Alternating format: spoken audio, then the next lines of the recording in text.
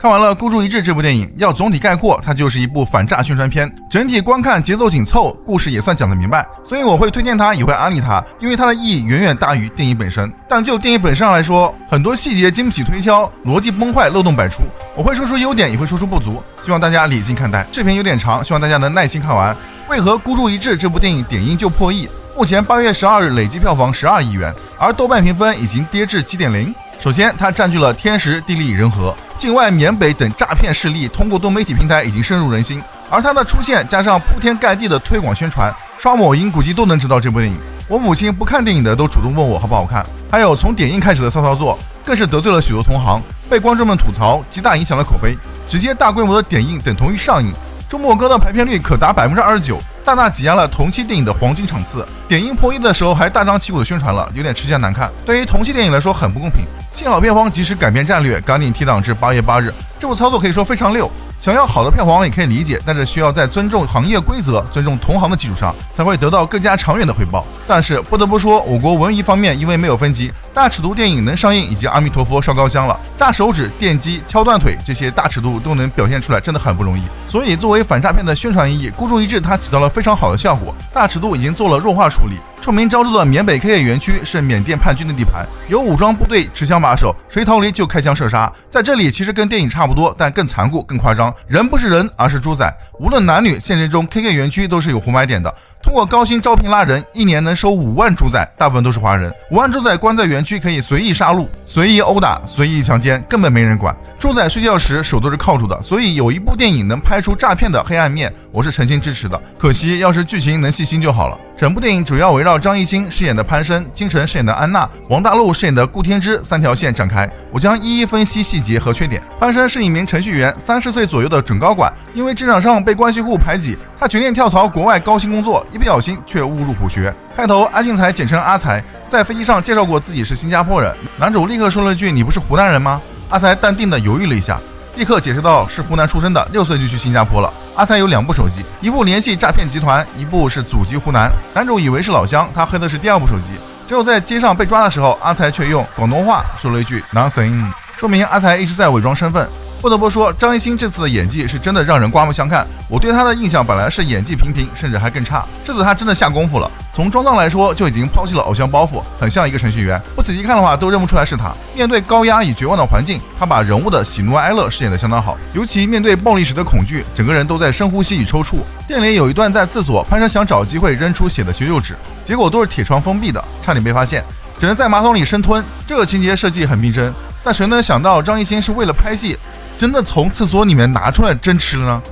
这个正业精神值得点赞。有个细节，马桶之所以没水冲掉纸片，是因为之前潘生踩塌了小便池导致喷水，于是他把总水阀关了，所以马桶冲不了水。后面还有一个细节，他为了求救，在后面成功诈骗到大货。王大陆饰演的顾天之后开了进攻会，那里有一个假美元的游戏，大家都很兴奋的夹一大把，而男主只抓了1张，还有人说他傻。这张就是后面求救的美钞，以及最后警方救人。关于警方怎么知道男主被关在哪里还能传递消息的，其实警方想起来用外卖的方法的时候，找到这个诈骗团伙送外卖的人，因为那个人问了一句，那个吃馒头的人怎么还没死啊？本来这个诈骗团伙上下级待遇分得很清楚，程序员和狗推工作环境都有鲜明对比，一个吃饭菜，一个吃的是咸菜馒头稀饭。所以在潘生设计的全新 APP 后，狗推被卖，因为纸币暴露，潘生被关笼子。警察找送外卖的聊聊天喝喝茶后，锁定了他是园区唯一一个吃馒头的人，这也就有了火柴被送进去的契机。关于这个人物形象，我是很想吐槽，编剧导演的设计实在是让人看得蛋疼，非常降智。我不否认整场电影男主确实塑造出了一个正直善良有智慧有能力的形象，从人物逻辑来说，这个人物又充满了割裂感。潘生到底是聪明还是蠢？电影的定位应该是高智商的技术人才，可这样一个人已经被诈骗分子控制后，开头还硬气的跟王传君饰演的祝经理略带挑衅的说，跟你干嘛搞诈骗，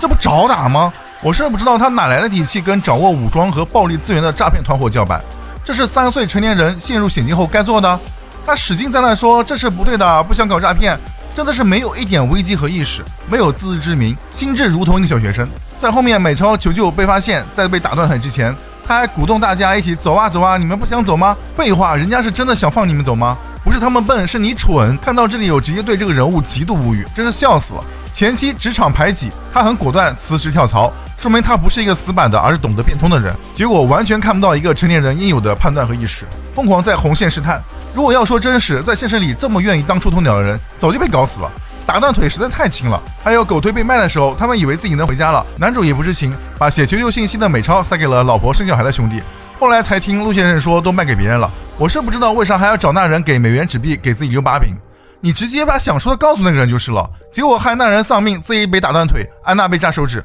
这个人物塑造在电影里过于扁平，没有成长弧光，立不起来。至于安娜背后也有故事，一位年轻漂亮的姑娘作为模特被人算计，盗图做成黄色小卡片，导致被辞退，偏偏很缺钱，被阿才以及所谓闺蜜双双设计连环套，一唱一和骗到了工厂，成为了发牌荷官。有一点想得细思极恐，安娜背景刚介绍的时候，她到办公室看到诈骗人双双在跟她的公司冒字在谈生意，一方面双双一直混迹于这个圈子物色美女，另一方面他们故意做小卡片影响安娜口碑，甚至小卡片很可能是他在公司经理人面前提了一嘴。开庆功宴作为功臣，安娜感受到了赚钱的美好，还劝潘生留下来一起赚钱。别走了，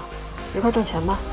结果晚上陆经理叫他跪下，这里电影隐晦提了一下，现实中好看的女人在工厂是没有人权的，随意被玩弄，卖给有钱人或者当陪酒女。更黑暗的还要搞大肚子，产母乳销售给上层人士。母乳在上流社会在某些人眼里非常吃香，越好看的女人母乳越值钱，在电影里说的已经相当克制了。自下跪之后，安娜还要再继续为陆经理赚钱，觉得没有希望，安娜下定决心要逃跑，无论是帮潘生花美元求救，还是自救跳车逃生。遇到警察局以后，以为能逃出升天，结果更是让人跌落深渊的绝望。后面回国，他甚至不敢再找警察，警察找他，他都要跑，可见 PTSD 已经深入骨髓了。一个硕士毕业的富二代顾天之，阿天人物形象相对简单，高学历，出身好，社会经验缺乏，单纯，这样人被诈骗集团牵着鼻子走相对合理。但是机缘巧合下打开简陋和忽悠人即视感极强的网页，然后就不断着魔似的往里面砸钱，中间又为什么会越陷越深？尤其输钱后要债人上门，家人心碎阻挠，他的心理变化呢？他接下来继续赌，他怎样说服自己，且赌得更大的动机呢？这些都没有很好的展现，只有偷姥姥手镯的时候痛心与愧疚，其他都被电影省略了，就是一根筋，不断找更多的钱去赌，这不是单纯，是蠢了，还不是一般的蠢。电影中以另一个被害人的视角展现反诈例子，其实挺好。但是我以为能看到诈骗团伙是有多高明多高超的骗术，再现一个人被诱惑到堕落的过程，结果不是骗子有多高明，而是制作组希望他被骗，只能说很可惜。我知道有人会说现实就有例子，既然是电影，艺术来源于生活也高于生活，导演编剧更要让现实离奇的事情通过加工更合理的展现出来，这样作为主旋律教育题材电影，看完后观众才会更加幸福与真实。其实王大陆倒挺适合这个角色，感觉本色出演，演出了既傻又着魔的感觉。里面有个细节，潘生给顾天之发的微信文字消息里面就有求救，但当时顾天之已经毒瘾上脑，借充电宝剧情那里有内幕消息的时间都过了，他还可以交易都没发现，说明顾天之已经完全注意不到正常人能发现的诈骗漏洞了。陆经理这个角色非常有亮点，王长军可以说演得相当传神了，斯文败类，圆滑笑面虎，伪善，既贪心逐利也知道见好就收，及时止损，一切都以自己的最高利益出发， PUA 大师。陆经理和阿才一个唱白脸，一个唱黑脸，从男主一行被抓进来的时候就开始了，说你们想要的东西在外面老老实实工作肯定得不到，但在我这里可以，还很快。阿才让潘生做爬虫，潘生说不会，还要被揪耳朵，耳朵根都撕开了。陆经理又出现了，一脸道貌岸然彬彬有礼的样子，说他愿意做自然会做，你叫他打他也不一定做得好。后面还庆功宴时，这里的设计是一个亮点，顾天之的悲剧与他们的喜庆庆祝形成了极大的反差对比，不禁看得让人唏嘘。他还亲自下厨给大家炒菜，问大家有没有报平安，可以跟阿才要手机，他不会跟大老板说。这里提出来大老板的概念，说明这些一系列的酷制手段都是有真正幕后大佬规定的。陆经理和阿才当时很可能都是被骗进来的，后来一步步自己干上来，被委任小经理，从被害者变成加害者。陆经理居然还记得男主30岁生日，给他庆生，还组织假钱小游戏。从电影里能看出很多人是真的开心，以及在广场上喊口号，想成功先发疯，不顾一切向前冲，第一次负3弹，拼命才能不失败，开工，说明 PUA 的成功。陆经理有一句话打脸了所有受害者，不是我们坏，而是他们贪。最后事情败露，警察上门，他发现安娜还活着，明白了阿才的背叛，他准备拿手枪，阿才怕他报复，先下手为强，结果他还说不惯阿才，让他去机房删监控，否则被老虫看到饶不了你。这里说明了3点，一是他们这里也被上级监控着，他们一级管着一级；二是说明背后还有一个上一级管理者叫老虫；三是通过不计前嫌成功让阿才愧疚感动，陆经理默默说了一句我不怪你，所以你也要救我一次。后面潘生问他警察都进来了为啥不放了大家，他回一句我也想立功。这里他不是为了在警察面前立功，而是在幕后老板面前立功。他干的这些事儿还有人命在身，肯定难逃一死，所以没有意义。因为幕后大佬一直没有伏法，所以他想要销毁证据，扛下所有罪责，不带出幕后老板丛先生，让丛先生放过他的家人。他让潘生保护好他的女儿，说我不相信警察，我只相信你，是因为他知道里面水有多深。这位大佬很可能跟各地警察都有内幕，女儿落到警察手里可能必死无疑。阿才最后才突然冲出来打爆手机，也是出于同样的道理。但是最后关于陆经理要拿出唯一联系终端的手机关键证据，潘生说密码超过3次会自动格式化，说陆经理故意让警方触发格式化，说他有后门让经理交出来，这里就很离谱。陆经理既然要格式化，为啥要通过警方自己触发不就行了吗？如果不相信潘生，直接把手机破坏就行了。如果就是为了让阿才死，开始的时候干掉阿才不就行了？这里的逻辑实在让人看得懵逼，解释不了。电影后半场还突然出现了女儿，让反派多了一丝人性。剧组是想让人物多出一点复杂性，怎么说呢？在其他电影里没问题，这还是加分项，但这个反诈主旋律电影就有些多此一举，画蛇添足了。电影的核心是反诈，电影里描写的是黑暗，是为了让更多人警惕，让反派多出好的一面没必要。对于主题核心反诈来说，没有正面意义。我知道这里也可能会有人说更真实，但就像我之前说的，电影就需要适当的艺术加工，让其变得更合理、更有深意，人物与剧情都是为主题服务。至于阿才，他是恶魔还是爱神？阿才一个诡计多端、心狠手辣的二把手、奸打手，前面演的还可以，后面抓逃跑的安娜居然因为纯爱战神而救了他，我实在不能理解。这可能也是剧组想给反派多一丝人性，但这个变相洗白前后人设变化极不合逻辑。救安娜这个还属于主线的重要剧情，突然化身纯爱战神，我无法接受，离大谱。电影在厕所的时候虽然交代了他对安娜有感觉，但只是感觉，两人感情明显并没有交集。一个杀人如麻、哄骗伤害了无数女性的反派，怎么会面对安娜的时候就选择放手了呢？要知道他对安娜的放过就意味着赌上自己以及全工厂同事的性命，何况荷官美女这么多，在这个利益至上的地方，他干这种蠢事是一点说服力没有的。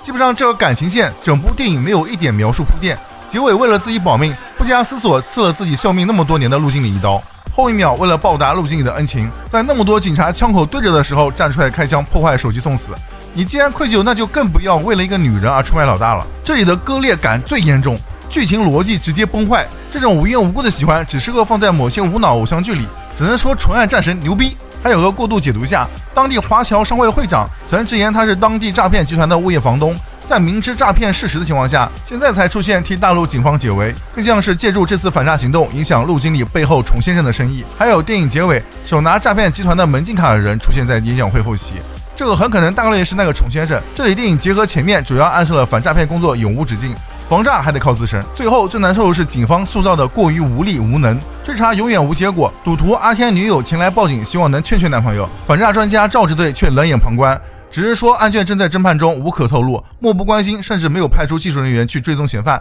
光在那里说什么人有二心、贪心和不甘心，什么都没做，光嘴上说说。作为正义一方，警察如果早点积极行动起来，早一点介入，哪怕派专家跟顾天之谈心，深入交流一下，也不至于会自杀，也不会被骗800多万，导致家破人亡。后面人家男朋友都自杀跳楼了，赵支队遇到这个小女友，还问你男友咋样了，我来教育教育他。早干嘛去了？这剧情塑造你们自己品，人家跳楼了你都不知道？这案件到底是咋侦办的？人家报警当初可是找你的，人被逼到自杀，人命关天都没管，这个案件处理就这么随意？在这里我看的甚至有点生气，只觉得粉丝拉满。最后是怎么侦破案件的？找到证据永远是靠警方以外的无关人员。两人在车上，小女友发现传单、小卡片广告上的女的是安娜，也是阿天被骗联系的人，这才顺藤摸瓜抓到线索。真他妈无语，你们早干嘛去了？第二次发现主要证据是反派阿才脑抽放回来的安娜带来的。第三次是男主给一个突然冒出来的角色朋友发过信息，一个教二进制的老师，他在影片最后的时刻发现了信息中的暗示666。这个剧情确实真溜。连续警察进学校抓反派 CQB 队列也很成问题，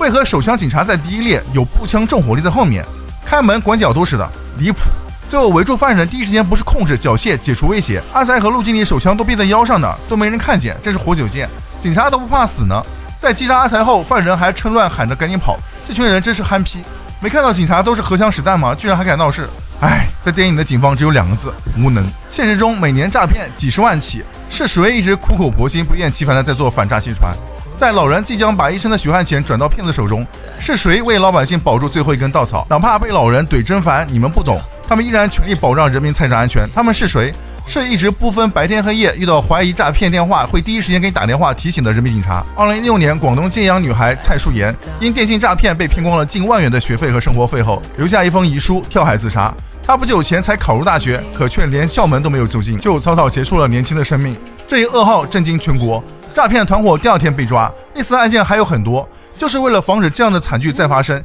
多少基层人民警察不辞辛苦，到处奔波，分秒必争，都是为了人民。所以电影给警察这样的形象我不能接受。这部电影不过换个角度想，借一位网友的话，那么多国产电影歌功颂德，描绘盛世，粉饰太平，电影能排除人性的丑恶，哪怕只是一小部分。走出影院是夏日傍晚，热浪蝉鸣，车流人群，街道路边摊，即使裹挟着灰尘与嘈杂，但一切都很真实，充满烟火气，仿佛自己也刚经历过一场暗夜之行而重返人间。忽然好想去找一家小店撸2把烤肉串，看着街边灯光的流光溢彩，感叹现在的生活来之不易。仔细想来又细思极恐，发人深省。我们知道电影阿财纯爱战神的拯救就是欺骗人的童话，所以现实中你一旦踏入地狱就很难再爬出来了。孤注一掷它最大的意义在于给观众展现了完整的诈骗链条，帮助观众看清了诈骗真相与黑暗，很有现实警醒意义。提醒下，记得下载反诈 APP， 记得给父母老人安装。所以我还是安利父母去看了。这期视频制作时间有点长，也很辛苦，如果您觉得有点道理，请给个1键3连加关注，拜托了，您的支持真的很重要。